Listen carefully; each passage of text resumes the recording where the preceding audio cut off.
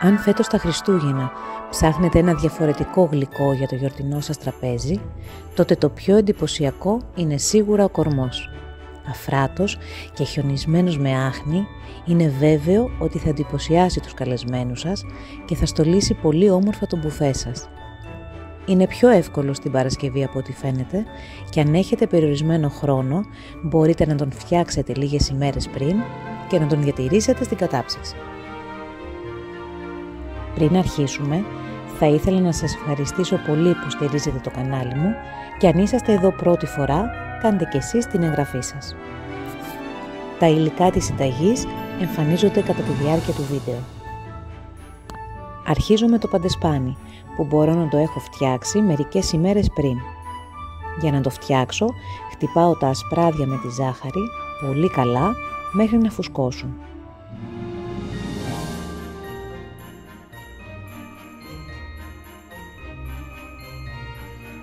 Μετά ρίχνω ένα-ένα τα αυγά.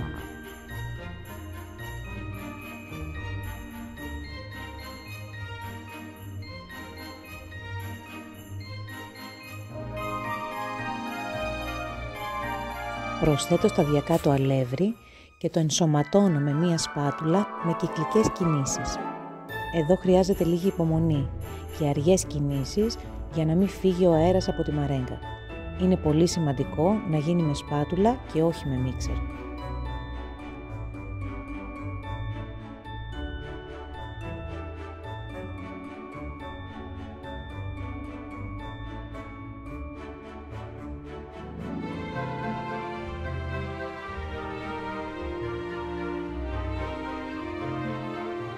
Απλώνω το μείγμα σε μία λαδόκολλα πάνω στη λαμαρίνα του φούρνου.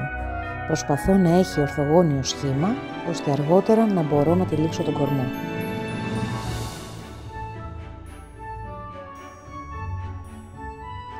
Ψήνω το παντεσπάνι στους 170 βαθμούς για περίπου 10 λεπτά, μέχρι να ροδίσει και να βγαίνει καθαρή οδοντογλυφίδα όταν το τρυπάω. Όσο το παντεσπάνι είναι ακόμα ζεστό, το τυλίγω μέσα στη λαδόκολλα και το αφήνω έτσι μέχρι να κρυώσει καλά για να κρατήσει το σχήμα του.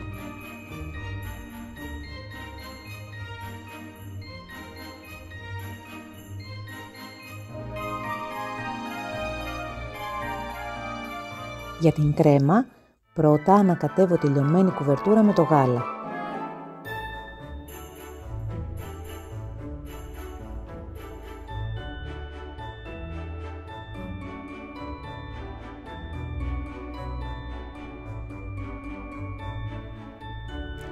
Χτυπάω τη σαντιγί μέχρι το σημείο που έχει γίνει παχύρευστη σαν γιαούρτι.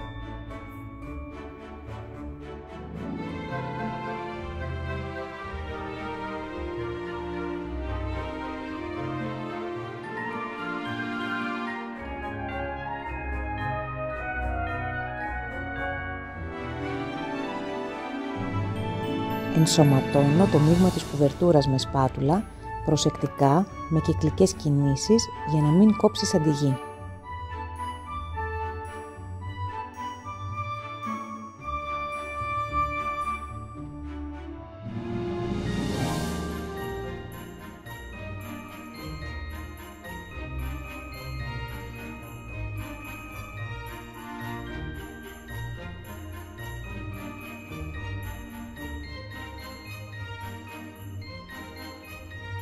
Το σιρόπι θα είναι έτοιμο στα 3 λεπτά από τη στιγμή που αρχίσει να βράζει.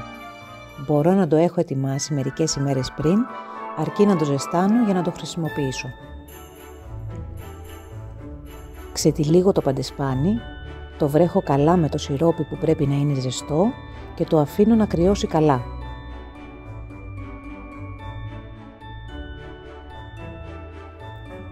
Αφού το παντεσπάνι έχει κρυώσει, απλώνω την κρέμα και τυλίγω τον κορμό. Τον βάζω στο ψυγείο ή για λίγο στην κατάψυξη μέχρι να σφίξει.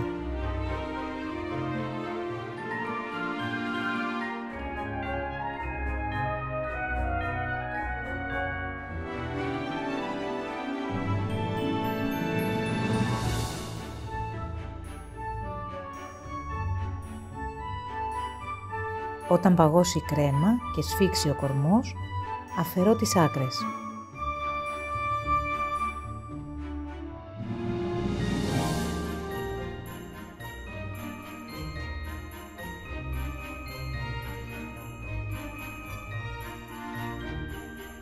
Μετά κόβω τον κορμό σε 2 ανώμια κομμάτια και τον βάζω στην πιατέλα όπως σας δείχνω.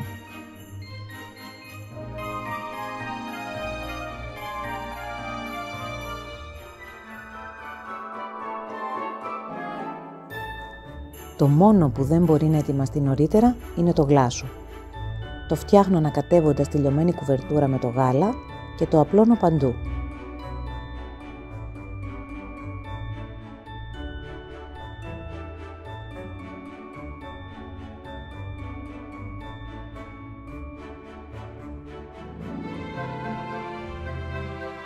Δεν χρειάζεται να είναι ομοιόμορφα απλωμένο, το αντίθετο.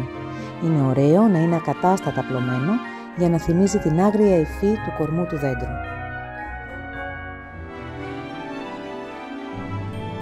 Βάζω τον κορμό στο ψυγείο να παγώσει καλά ή στην κατάψυξη αν τον ετοιμάσω μέρες πριν. Τον στολίζω με κλαδάκια και τον χιονίζω με μπόλικη ζάχαρη άχνη. Δεν είναι πανέμορφος? Αν δοκιμάσετε να τον φτιάξετε, περιμένω τις εντυπώσεις σας στα σχόλια. Αν σας άρεσε το βίντεο, κάντε like και εγγραφή στο κανάλι. Σας ευχαριστώ πολύ. Καλή επιτυχία!